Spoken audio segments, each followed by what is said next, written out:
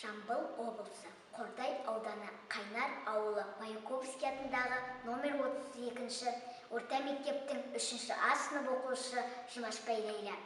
Абай Құнанбайұлы адамның кейбір кездері. Адамның кейбір кездері көңілге алаң басылса, Тәңірінің берген өнері көк бұлттан ашылса, сылдырлап өңкей келесім тас бұлақтың суындай кірлеген жүрек өз үшін трамос әстен жуынбай, Тәңірінің күні жарқырап, ұйқыдан ашар. Ұйқыдан көңіл ашар көз, қуатты ойдан бас құрап, еркеленіп шығар сөз. Сонда ақын белін буынып, алдартына қаранар, дүние кірін жуынып, көріні ойға сөз салар. Қыранша қарап қырымға, мұң мен зарды қолғарар. Кеткен надан зұлымға, шеш қатар толғанар. Әділет пен ақылға сынатып көрген білгенін, білдірсе ал жақынға, солардың сөйле дегенін.